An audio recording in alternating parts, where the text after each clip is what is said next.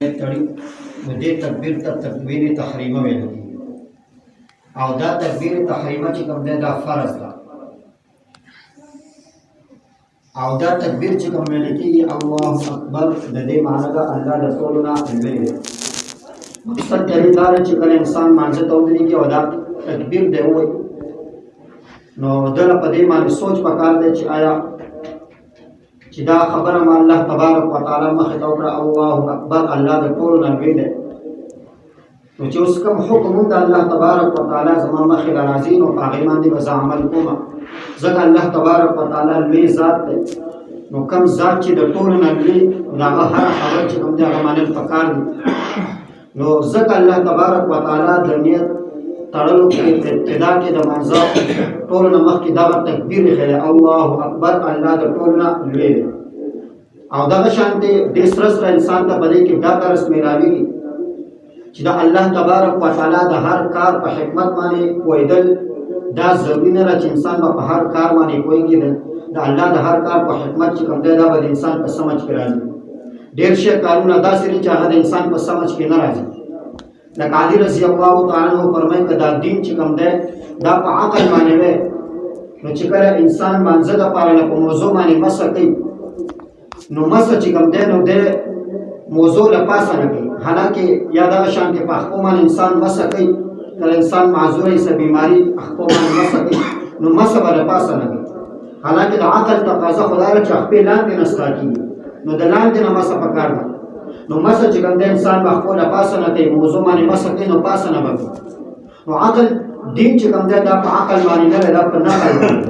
څه چې د صحابه کرامو نه د نبي علیه الصلاة والسلام نه نقل شوي دي نو په هغې باندې دین دی نو په خپل عقل باندې چې کوم دی نو دین نه دی نو داسې ډېر ښه مسایل چې کوم دی نو هغه که انسان په عقل باندې سوچ وکړي نو د انسان په عقل کې نه راځي لکه تیمم دی نو مانځه ته چې انسان ودرېږي نو خپل ځان صفا کول پکار دی نو چې کله اوبه نه وي نو انسان ته حکم دا دی چې انسان به تیمم کوي نو تیمم چې انسان کوي نو انسان به په خاوره باندې لاس ږدي او بیا په مخ باندې مږي نو دا خو الټه چې کوم دی د خپل مخ څخه کوي خاوره اخلي او خپل مخ سره چې کوم دی نو مږي لیکن دا د شریعت حکم دی نو دلته به خپل عقل نه چلوي چې دا خو انسان مخ چې کوم دی داسې الټه څخه کېږي نو په دې به زه څنګه الله مخې ته ودرېږم نو دې د وجې نه په دې کې الله تبارک وتعالی انسان ته دا حکم ورکوي الله اکبر الله د ټولو نه لوی دی چې څه کار حکم الله تعالی راکړ دی بس هغه ته بغیر د اعتراضاتو نه او بغیر څه د خبرو نه چې کوم دی هغه ته ومنه په هغه کې بیا دا سوچونه مه کوه چې دا حکم الله ولې راکړ دی دا خو داسې نه و پکار داسې پکار و داسې نه وه پکار داسې پکار وه نو د هر کار په حکمت باندې د الله تبارک وتعالی پوهېږي انسان په دې باندې نه پوهېږي بیا دا تکبیر تحریمه چې کوم دی نو دا فرض ده په مانځه کې او دا تکبیر تحریمه چې کومو منځونو کې قیام فرض دی قیام معنا ودرېدل کومو منځونو کې چې ودرېدل فرض دي نو په هغه منځونو کې په ولاړه باندې قیام فرض دی لکه واجب مونځ شو او فرض مونځ شو په دې منځونو کې قیام فرض دی سنت مؤکده چې کوم سنت دي هغه سنتو کې چې کوم دی نو بغیر څه د عذر نه په ناستې باندې هغه سنت نه دي کول پکار نوافل چې کوم دی نو که دا انسان په دې کې قیام فرض نه دی که دا انسان په ناسته باندې کوي نو اوبه شي لیکن دته ثواب چې کوم دی نیم میلاویږي نو فرض مونځ شو واجب مونځ شو په هغه کې قیام فرض دی سنت مؤکده بغیر څه د عذر نه په ناستې باندې نه دی کول پکار نوافل که انسان په ناسته باندې کوي هغه به وشي لیکن اجر او ثواب به ورته نیم میلاو شي نو چې کومو منځونو کې قیام فرض دی او انسان په ولاړه باندې کوي نو هغې کې انسان دپاره په ولاړه باندې تکبیر تحریمه ویل فرض دی اوس امام بعضې وخت امام چې کوم دی په رکوع کې او ډېر ښه خلک چې کوم دی هغه راشي امام سره په رکوع کې ځان شاملېدو لپاره نه هغه چې کوم دی تکبیر ووایي نو هغه الله اکبر وایي نو نیم تکبیر هغه په ولاړه باندې وایي نیم تکبیر کته په رکوع کې وایي نو په داسې باندې چې کوم دی د هغه مونځ نه کېږي بلکې تر دې ځای پورې چې د دې تکبیر آخري ټکی چې کوم دی الله اکبر آخري ټکی را ده که یو انسان دا صرف را چې کوم دی آخري ټکی دوم چې کوم دی نو دی د رکوع په حالت کې ادا کړي نو بیا هم د ده مونځ نه کېږي نو دې دپاره نه چې کله انسان ودرېږي او نیت بندوي نو دومره ودرېدل انسان دپاره نه فرض دی او ضروري دی چې امام سره کله مونځ رکوع کې ځان شاملوي نو دومره ودرېدل فرض دی چې په هغه کې دا تکبیر تحریمه چې کوم دی مکمل دی په ولاړې باندې وي او که نه نیم تکبیر په ولاړه باندې وي نیم یې په رکوع کې وي نو د ده مونځ نه راشي دی چې کوم دی خپل مونځ به دوباره کوي او دا چې کوم دی ډېر خلک دا غلطیانې کوي په تاده کې هغه چې کوم دی تکبیر په صحیح او ځینې خلک تکبیر په صحیح طریقه باندې ادا کوي نو خو بس خالي غوږونه له ګوتې وړي او امام سره خپل ځان شریک کوي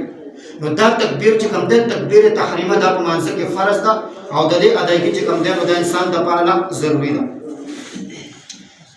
او بیا چې کوم دی تکبیر تحریمه هغې دپاره طریقه چې کوم دی دا چې کله انسان تکبیر تحریمه وایي نو الله اکبر چې انسان کوي او دا تکبیر تحریمه وایي نو دنو دا غټه ګوته چې کوم دا د دواړو لاسونو دا ګوته چې کوم دی نو دا به د غوږونو ته رسوي په دې کې دوه درې حدیثونه راغلي هغه ټول د نبي اسلام نه ثابت دي یو دا چې انسان دا ګوته چې کوم دی دا د غوږونو ته داسې برابر کړي یو دا چې انسان غوږونو د غوښې سره نرمه غوښه چې کوم دی دې سره دا ولګوي دا ګوته او یو طریقه دا چې انسان غوږونو شاته دا ګوته ویسي نو دا درې وړه طریقې ثابت دي نو بهتره طریقه دا چې انسان دا غټه ګوته چې کوم دا د غوږونو دا نرمه غوښه چې کوم دی دې سره داسې ولګوي نو دا بهتره طریقه ده باقي که انسان د دې خالي برابر کړي دا ګوتې بیا هم جایز ده انسان غوږونو شاته ګوته ویړه بیا هم چې کوم دی نو جایز ده درې وړه طریقې ثابت دي په دې کې څه قسم نه حرج نشته نو بهتره طریقه دا ده چې انسان دا غټه ګوته چې کوم ده د دې د سر چې کوم دی دا د غوږونو نرمه غوښه چې کوم ده د غوږونو چې کوم سرونه دي دې سره چې کوم دی د انسان ټچ کړي دا بهتره طریقه ده او باقي چې که نه د دې نه خلاف انسان یو طریقه وکړه یعنې غوږونو ته یې بالکل چې کوم دی نو دا ګوتې ونه رسولې نو بیا هم چې کوم دی جایز ده په هغې کې څه حرج نشته او په دې کې چې کوم دی انسان د خپلې ګوتې بندې ساتي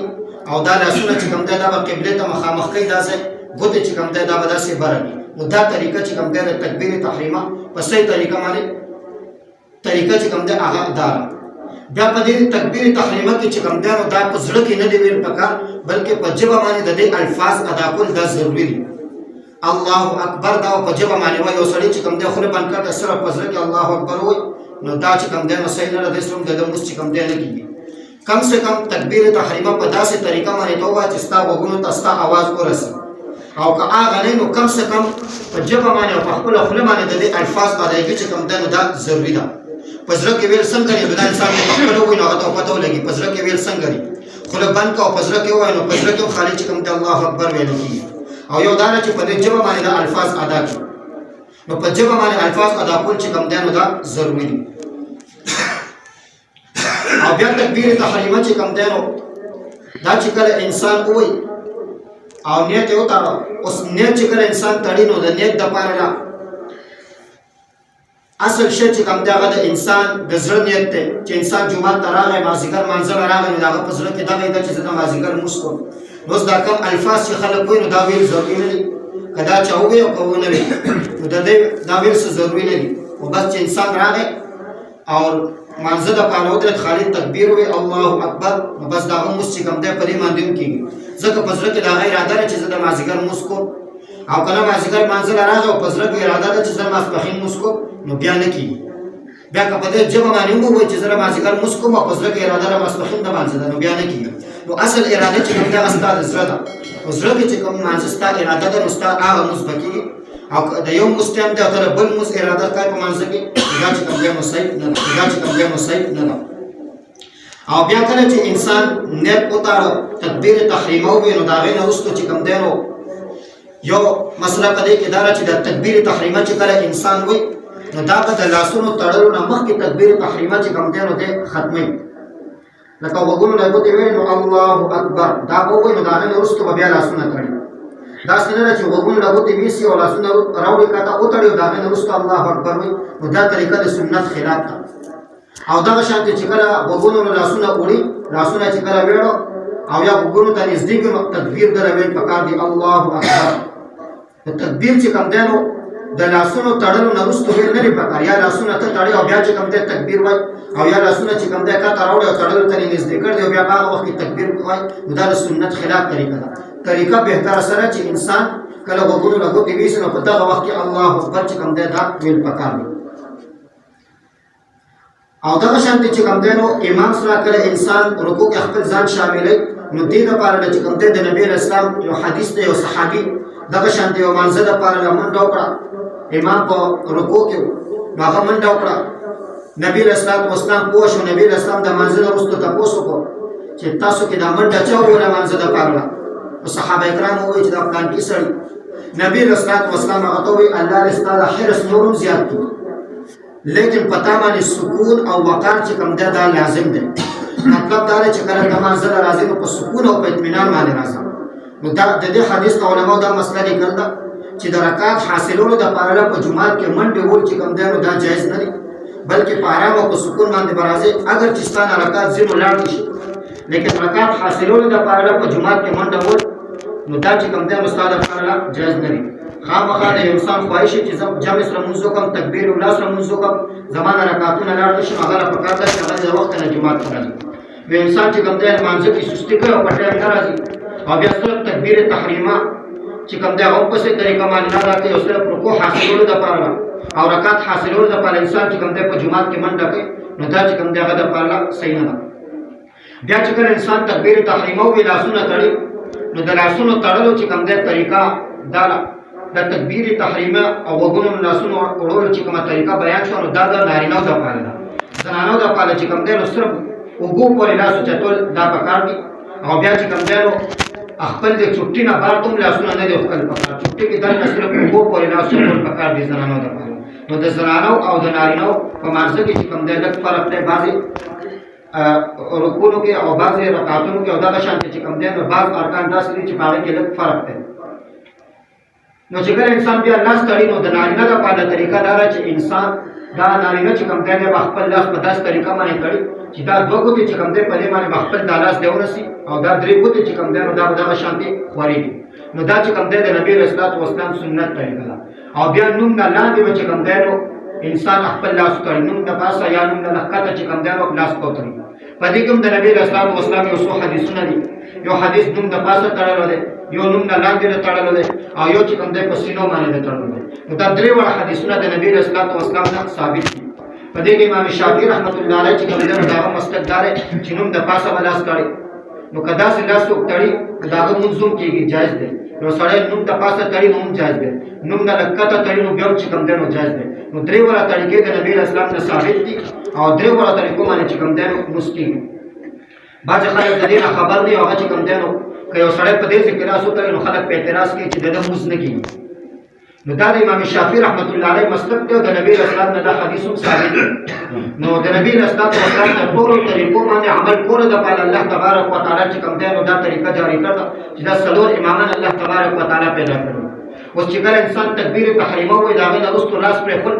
دوم په حدیث کې د نبی رسول الله نه ثابت دی نو دا د امام مالک رحمت الله علیه مسلک دی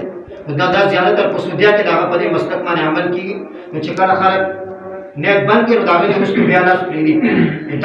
دا طریقه چې کوم دی نو چاوکړه او دا مزوم چې کوم دی نو کیږي د امام مالک رحمت الله علیه د مسلک مطابق امام شافعي رحمت الله علیه د مسلک مطابق لاسونه څوک پسینه باندې وتړي دا مزوم کیږي زموږ امام ابو حنیفه رحمت الله علیه مسلک تحت السره د احمد په حدیث کې راغلي چې نوم لاندې لاس تړل چې کوم دی پکار دي زموږ د امام صاحب مسلک هغه نوم نه لاندې چې کوم دی نو لاس تړل دي نو دې د وجه نه پکار دار انسان او پکار دار خپل د امام په مسلک باندې هر عمل چې کوم دا پکار دی چې کوم دا د امام هغه مسلک نو کدا هغه نه هر تر بل مسلک باندې بعض مسایلو کې چې کوم مستحب مسائل لري په هغه د عملو کنه سحرج هغه کې نشته نو دا چې کوم دی نو د تکبیر تحریمه او د لاس تړلو چې کوم دی نو دا طریقه ده نو بعض خلک چې کوم دی لاس داسې تړي او دا شانتي بعض خلک دا ټولې ګوتې چې کوم دی دا بند دي نو دا طریقه چې کوم دی نو سنت او خلاف ده نو سنت طریقه دار ګوتې بټولې کولاوي کې دا دوه ګوتې چې کوم دی کچړای ګوتا او دا غټه ګوتا په دې باندې چې کوم دی دا لاس ونسي دا درې ګوتې چې کوم دی دا بدغه شانتي خوريږي نو دا چې کوم دی د نبی رسول الله والسلام طریقه او صحیح طریقه او زنانو لپاره طریقه دار چې هغه یو لاس بل لاس د پاسه کېږي ګوتې بټولې باندې دا د زنانو د منځ طریقه ده او د نارینه او د زنانو چې کوم مسایلو کې فرق دی هغه اوسره بیانېږي نو یو تکبیر تحریمه کې چې کله نیت تړي نو هغه د پاره چې کوم دی صرف وګو پورې لاس اوچتول نارینه چې کوم دی وګونو پورې بل لاس اوچتي او دا شانتي چې کوم دی بیا کله نیت تړي او نیت یو تړه لاسونه تړل هغه کې چې کوم دی د نارینه د پاره طریقه دار چې دی په خپل ټولې ګوتې کولاوي او په دې دوه ګوتو باندې خپل د لاس چې کوم دی نسی درې ګوتې بدل څخه خوريږي او زنانه چې کوم دی هغه به یو لاس د پاسه بل لاس چې کوم دی کېږي ګوتې به ټولې بندي نو دا د زنانو طریقه ده نو په کار دار چې په دې طریقه باندې انسان تکبیر تحریمه او نیت هغه په دې طریقه باندې کوي الله دې په دې باندې عمل وکړي